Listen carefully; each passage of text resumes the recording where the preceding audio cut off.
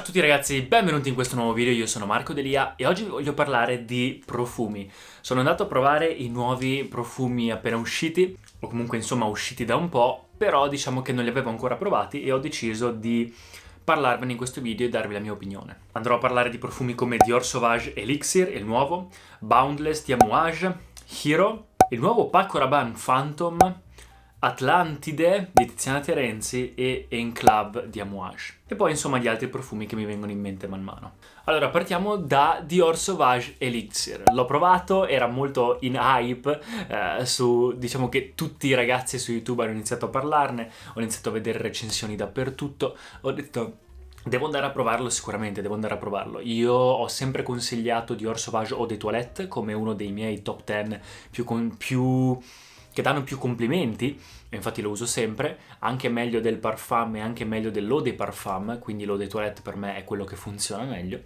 è anche quello che mi piace di più, però dato che c'era questo hype, tutti che dicono oddio è il miglior Dior Sauvage mai uscito, oddio è un profumo pazzesco, va provato, Dior Sauvage è un po' al giorno d'oggi il Paco Rabanne di una volta, il One Million di una volta, è quel profumo che uno va, compra, si sa che ti dà complimenti, si sa che funziona bene, dura tutto il giorno, quindi è un po' il ready to go e via.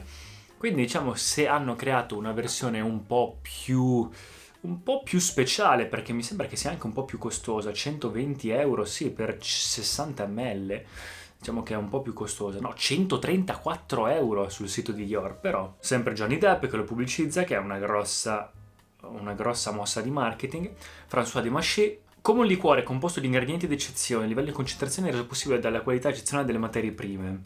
Unica, rara, come una luna rossa nel cielo notturno, straordinariamente concentrato, leggendaria freschezza di Sauvage si inebra in un cuore di spezie di un'essenza di lavanda su misura, quindi lavanda, e un insieme di legni liquorosi che contraddistinguono un nuovo sillage potente, unico e invitante. Nota di pompelmo e cuore di spezie. Allora, diciamo che sono andato a provarlo, mi ha mezzo convinto, diciamo che come tutti, ho visto tante recensioni, come tutti, in effetti appena sentito le note di testa danno un'idea un po' strana, assomiglia a Dior Sauvage, non è lo stesso, si sente che il DNA è quello uguale. Note di testa sembrano un po' di un profumo fresco, un po' random, preso così da Sephora, uno di quelli un po' standard. Dopo un po' inizia a avere, diciamo, un po' di carattere suo e in effetti è un buon profumo, è un profumo con tanto carattere. Cosa ne penso? L'ho provato per 2 giorni, l'ho provato in un Sephora tutto il giorno, l'ho messo tutto il giorno addosso e poi l'ho anche messo con dei campioncini sulle mani. Performance molto molto buone a livello di Dior Sauvage, quindi dura tranquillamente tutta la giornata. Occasioni, penso vada bene per le stesse occasioni in cui va bene Dior Sauvage, forse un po' più per la sera, un po' più per occasioni speciali. Allora, diciamo che prende il puntiglioso, il pungente di Dior Sauvage Eau de Toilette, ma lo rende più di nicchia, anche se non è di nicchia, più raro, più speziato, un po' meno fresco, ecco, un po' meno fresco, un po' più tenebroso, più scuro, però allo stesso tempo è comunque puntiglioso. Quindi diciamo che non è male, io sento molto la lavanda, sento particolarmente la lavanda, sento molti legni, però diciamo che l'ho sentito un po' monotono nel tempo, nel senso che all'inizio ha delle note di testa particolari e non mi hanno preso. Dopo un po' diventa particolarmente buono, puntiglioso, forte, duraturo e allo stesso tempo però caldo e tenebroso, con quel classico Dior Sauvage, quel DNA vincente.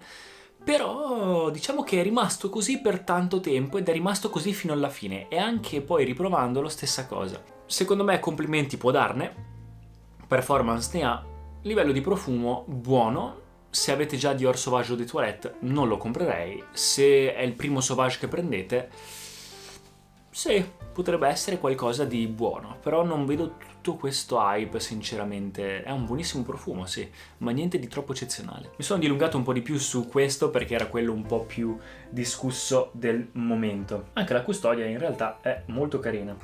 Ragazzi, ho appena visto il video di Jeremy in cui parla di Dior Sauvage Elixir e dice che ha un po' di Dior Sauvage meno lagrumato, più un certo vibe molecolare tipo stile Baccarat Rouge di Maison Francis Kurkdjian. Più o meno sì, Però in realtà a me, anche se sembrerà stupido, ricorda tantissimo l'odore della Coca-Cola.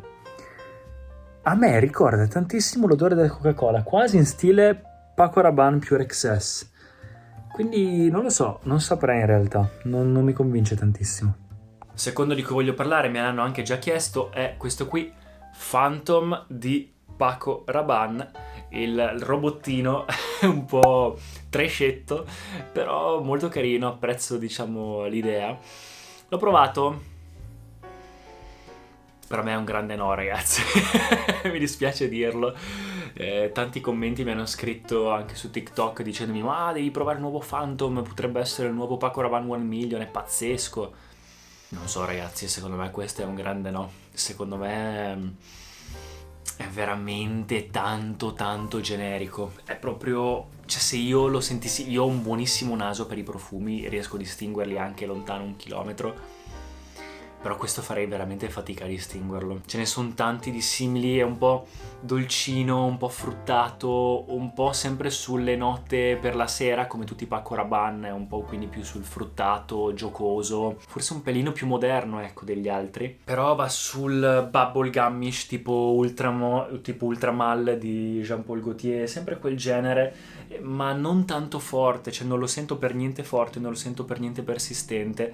L'ho spruzzato insieme ad altri profumi che vabbè erano comunque di nicchia, quindi tutto un altro livello, però vi giuro che non lo sentivo minimamente, anche se mettevo la mano qui e sentivo e cercavo di annusare forte, sentivo comunque tutti gli altri profumi che avevo addosso e quello no. Vediamo che cosa dice Fragrantica. Agrumato, vanigliato, lavender, aromatico, terroso, fruttato, ecco sì. A tanta gente piace, però. Fragranza del gruppo legnoso, aromatico da uomo, nuova fragranza lanciata sul mercato, ok. Non conosco le persone che l'hanno fatto. Lavanda, scorza di limone, limone di Amalfi, mela, fumo, note terrose e patchouli. Sì, ecco, è un po' modernina, un po' mi ricorda molto tipo quelle città super tipo futuristiche, però senza troppo carattere, ecco. Ecco, molto sintetico. Ecco, questo ragazzo qua ha scritto un accordo di materie prime sintetiche con cui si riproducono delle note fruttate tra cui la mela, la pera e il cocco. Sì, penso di pensarla anch'io così. Alcune persone piace. Vediamo che cosa dicono per quanto riguarda... Ecco, sì, unisex assomiglia un pelino a una versione peggiore di unisex di Jeremy Fragrance, di Fragrance One. Unisex è molto meglio e performa molto di più. Comunque qua non è malissimo. No, comunque gli do un 6-7 su 10, non è la cosa peggiore che sia mai esistita, ecco un 6 su 10, un 6 meno.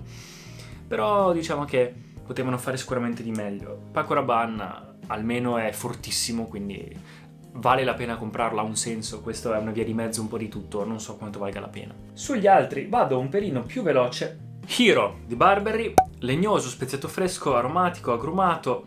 Niente di troppo particolare, un profumo abbastanza fresco, molto agrumato, in effetti un po' legnoso, maschile. Sinceramente nessuna grossissima novità, mi piace molto il modello che hanno messo per le campagne pubblicitarie e Burberry ok, si è inoltrata un po' in questo mondo un po' più commerciale, ci sta, profumo è sempre un 6 su 10, qualcosa che comunque non osa, qualcosa che comunque è sempre lì.